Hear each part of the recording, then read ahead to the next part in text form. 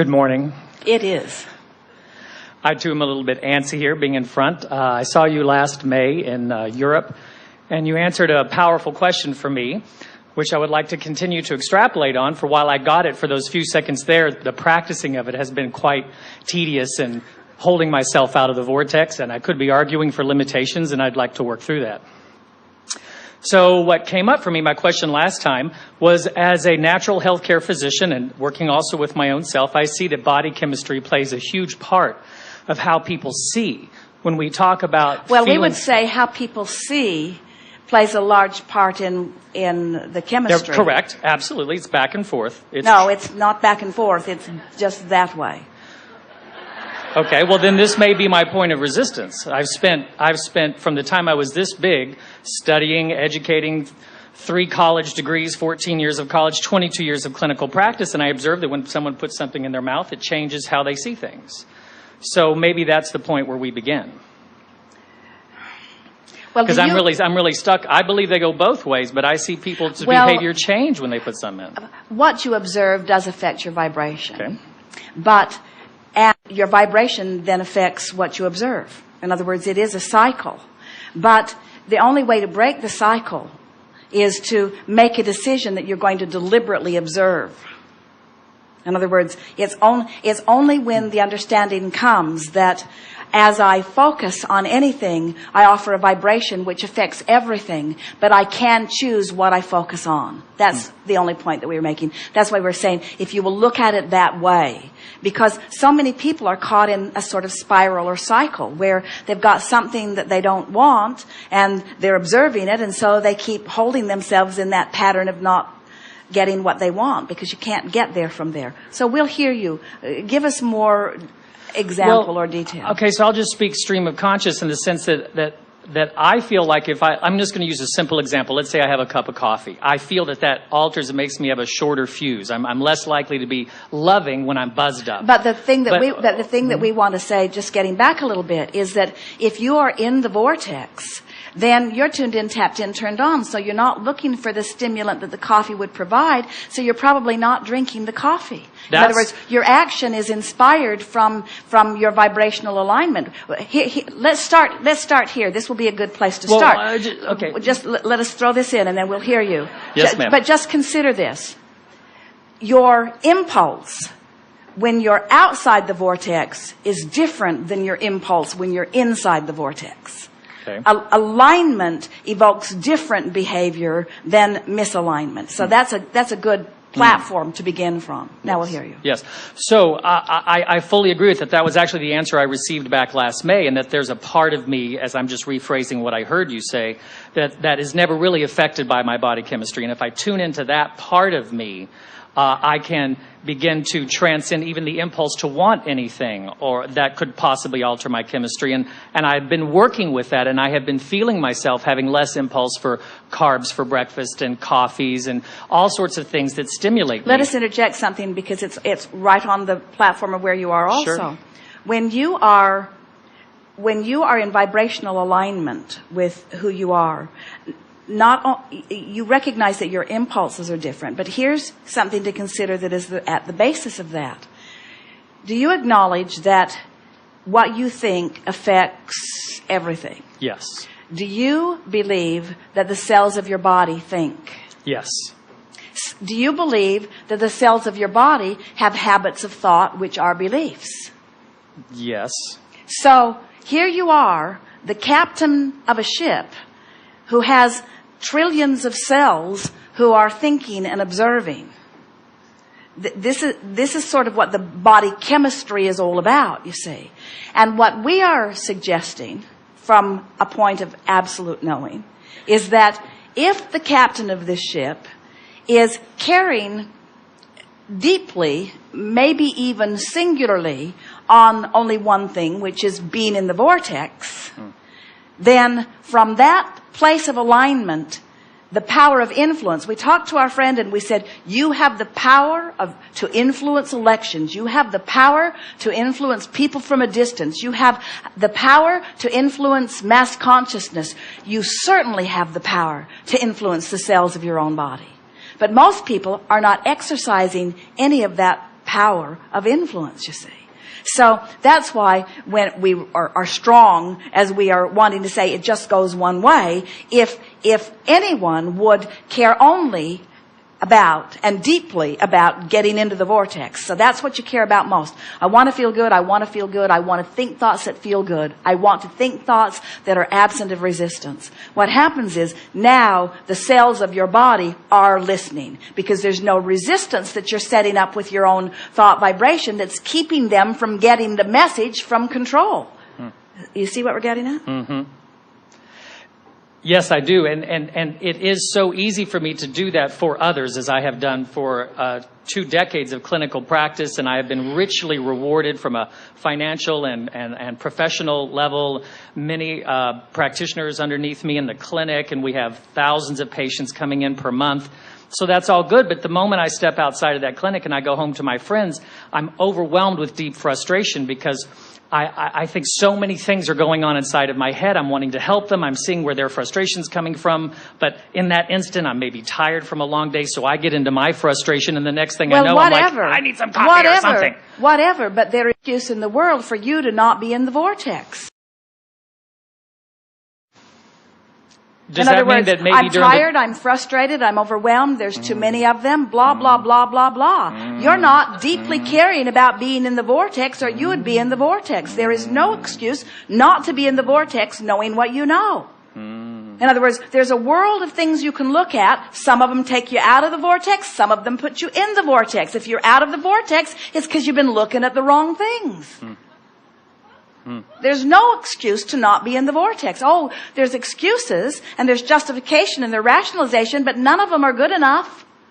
None of them, because being out of the vortex is the reason for everything that goes wrong. Everything that goes wrong with your body, every moment that you don't feel good, every argument you have, everything that slows down. Once you're in the vortex, you can't tolerate not being in the vortex. You know what's bugging you most? Not being in the vortex.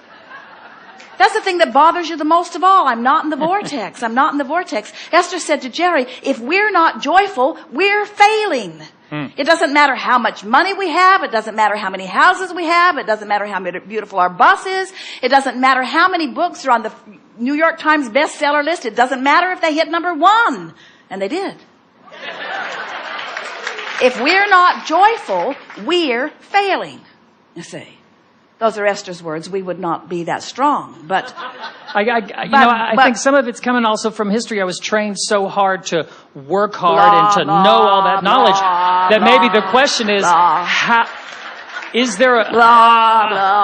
you get rid of the frame of reference? How do you get rid of the frame of reference? I mean, is it really just quote? Can't get rid of it. You can't get rid of it. You replace it. All right. You replace it with other things. And we know you've been trained into that. And the thing that's tricky is that when someone tells you something is true and you focus upon it, the universe delivers the evidence of that truth to you. So then you have all this truth that's hard to deny. And we don't want you to deny any of those truths because all those diseases are true. They're valid. They're representations of thought, but they're all valid, you see. We just want you to seek your highest truth. And that means get in the vortex, period. And when you get in there, you have clear vision of everything. So could my increased frustration in the last 6 months been because this clarity is now beginning to come to me and I may be more sensitive of when I'm not in it? Because when you are in the vortex, the more time you spend in the vortex, the more intolerable not being in the vortex is. God, I say that Esther all day finds long. herself in conversations that previously she would have just sat and listened to and even participated in, wanting to not go there, wanting to change the subject, wanting to go to the bathroom, wanting to be somewhere else, wanting to be having another experience. In other words, things that were all right or even maybe interesting. Once you're hanging out in the vortex, you want to change the subject fast, you see. So now let's rewind here and have this conversation from this newfound premise. From where you are now, what is it that you want to discuss? In other words, we've already acknowledged that nothing matters other than being in the vortex. And so then the next discussion may be, can I get into the vortex at will? Can I get in there anytime I want? Well, see, if you were my patient hearing the question, I'd immediately say yes, and I would have... Well, we wouldn't. We'd say no. Oh, well, You good. can't just jump in the vortex. You can't just from wherever you are jump in. You have to warm up to it. In other words, we would say if you're really out of the vortex, it might take you 10 or 15 minutes to get in. 10 or 15 minutes of doing the right thing. So what's the first step? If you're really out of the vortex, what's the first step of getting in? Acknowledge that I'm out and that it's okay that I'm out, and that since I've been out here, I've been asking in a stronger way. So there's a stronger solution pulsing for me than was pulsing before. So good for me. I'm fulfilling my reason for being. I'm sifting through contrast, and I have just given myself a new, more profound, more defined, more enhanced, more exaggerated mission. And now my vortex is swirling in a stronger, faster way, but I'm not in there, but it's all right because I've just taken a step one experience. So sort of making peace with where I am. Then the next step to getting in the vortex, we think the focus wheel is the best next step, because what it does, it acknowledges, I know what I don't want and I know what I do want, but I'm not in the vibration of what I... And by making the statement in the center of where I want to be, I can feel that I'm not there. It's just words. I'm just writing it down. This I want, but I'm not there. And then when I make the effort to get on the board, on the wheel, that's the first step, and it's the biggest step, and it's the hardest step. Because I'm not in the vortex, and I'm not even on the focus wheel. The focus wheel's just a means to get into the vortex, but I'm not there yet. But there's something in me somewhere that does vibrationally match where I want to be at the end of this wheel. And so I'm just going to stay there until I find it. And that's where most of the 15 minutes goes. It's just finding a way to get on the wheel. No, that didn't do it. No, that didn't do it. No, that didn't do it. Oh, that felt pretty good. I can work with that. And then off you go to the next and the next. So once you make your way around the wheel, and we did that a couple of times already here today, you can feel the energy moving. And then once you've completed the wheel, and you're ready to make your affirmative statement that matches what was in the center of the wheel, where what I was reaching for I now feel, now go immediately into a list of positive aspects about that subject. And you'll find it really easy to list, because you're on the wheel now, and it will flow from you. So as you make a list of positive aspects, they'll just start coming. Jerry and Esther are just laughing as they feel the energy lifting and the words that are coming out of them. It is a marvelous experience as you make your list of positive aspects, and then right into a rampage of appreciation. And the rampage of appreciation, just spread your wings and fly all around. It doesn't matter. Include it all. I love the world. Esther will say, I love these gardens. I love my fountain. I love that little frog who waits for me every morning to come out of the fountain and say hello to me. I love this view. I love this planet. I love the rain today. I love this. Whatever it is, there's so much for you to appreciate everywhere you are, no matter where you are. I'm loving this. I love this. I love this. And then you're in the vortex. Once you're in the vortex, you were in the vortex long before you went through that long rampage, but the rampage holds you in the vortex. It lets you feel what it feels like to be in the vortex. I love my body. I love my job. I love physicality. I love that we are extensions of source energy. I love the human body. I love the evolution of it. I love the way it works. I love the magic of it. I love the power of it. I love the flexibility and the stability. And I love the stability of the human body. I love how it maintains, even with all kinds of resistance going on. I love how responsive it is to alignment. I love being in this work where I get to bring people into alignment. I love getting into alignment. I love being in alignment. I love not being in alignment because I know how to get into alignment. I love people not being in alignment. I love them knowing that they're not in alignment. I like coaching them into alignment. I love this world. I love my work. I love medicine. I love physicality. I love source energy. I love being alive. I love my eternalness. I love this planet. I like this muffin.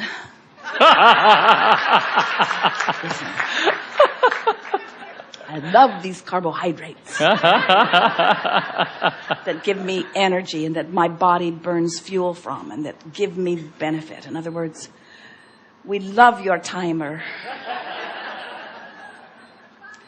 Good time for segment of lunch. Thank you, Abraham.